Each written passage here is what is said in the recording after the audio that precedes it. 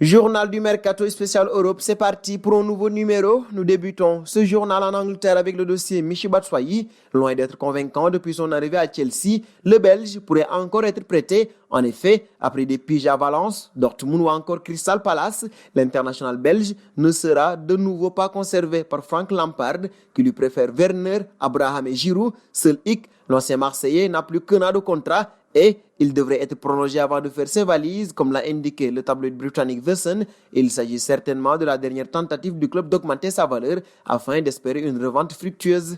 Chelsea toujours avec le dossier Chemoué Bakayoko. Selon les informations rapportées par la Gazzetta dello Sport, les négociations pour le transfert du Français vers le Milan AC n'avancent pas. Le club lombard tente de faire baisser le prix de vente du joueur français, mais Chelsea ne semble pas vouloir céder sur ce point. Le club londonien attendrait en effet la somme de 30 millions d'euros. Pour le moment, la dernière offre transmise par le Milan AC plafonne à 25 millions d'euros. Pourtant, tout semblait en place pour l'arrivée prochaine du joueur français à Milan. Ce dernier avait trouvé un accord avec les dirigeants lombards sur les termes de son futur contrat et avait été autorisé par Chelsea à rejoindre l'Italie pour attendre la finalisation de son transfert prévu via un prêt payant et une option d'achat obligatoire.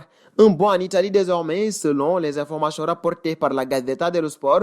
Antonio Conte aurait demandé à ses dirigeants de tout faire pour recruter N'Golo Kanté. C'est le technicien italien qui avait déjà réussi à attirer le milieu de terrain français qui évoluait alors à Leicester City. Il espère maintenant rééditer son coup. Toutefois, l'opération peut s'avérer complexe en raison du prix demandé par Chelsea pour l'international français. Les Blues ne sont pas opposés à une vente au moment où Frank Lampard tente de rajeunir son équipe, mais les 50 millions d'euros attendus semblent une somme hors de portée du club lombard pour le moment. La vente de Lautaro Martinez au FC Barcelone pourrait toutefois leur permettre de s'offrir l'ancien joueur des Foxes. Milan Skriniar ou le milieu de terrain croate Marcelo Brozovic pourrait également être vendu pour financer l'arrivée de Kanté.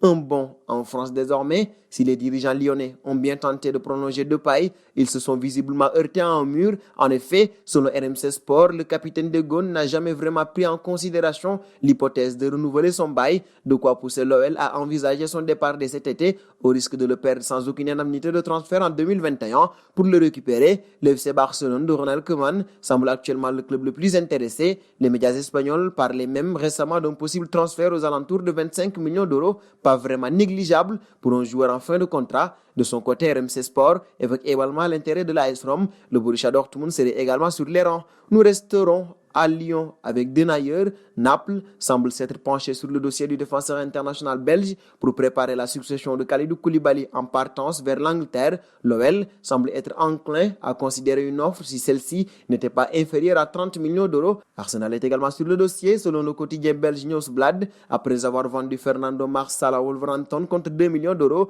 l'OL discute aussi avec Başakşehir pour un éventuel transfert de Marcelo qui rejoindrait d'ailleurs Raphaël. Le Brésilien a passé sa visite médicale à Istanbul.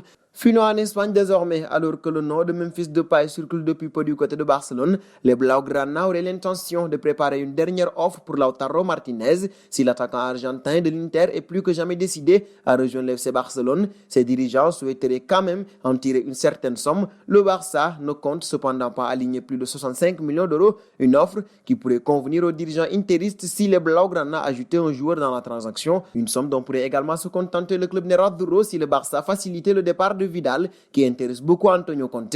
Pour rappel, la clause de Lautaro est fixée à 111 millions d'euros, mais l'Inter en demande minimum 85 millions d'euros. Dernier point de ce journal avec Modric. En participant à 31 matchs de Liga sur 38 la saison passée, le Ballon d'Or 2018 est l'un des artisans majeurs du titre de champion d'Espagne. L'international croate en a encore sous la semelle et s'il l'a fait savoir sur le terrain, il veut également le faire entendre à Florentino Pérez. Interrogé par l'AFP sur son avenir, Modric a réaffirmé sa volonté de terminer sa carrière au Real Madrid. Plus que les mots, Luka Modric devra compter sur de très bonnes performances la saison prochaine pour prouver sa volonté de raccrocher les crampons sous la tunique blanche.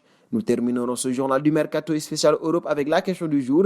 Lautaro Martinez pour remplacer Luis Suarez. Le Barça fait-il vraiment le bon choix? Vos réponses seront attendues en commentaire. Et c'est donc terminé pour ce journal du Mercato spécial Europe. Chers amis internautes qui nous suivez d'un peu partout, la famille Afrique Sport s'élargit de jour en jour pour nous aider à faire grandir notre chaîne. N'hésitez pas à vous abonner sur Afrique Sport. C'est pour ne rien manquer du marché des transferts.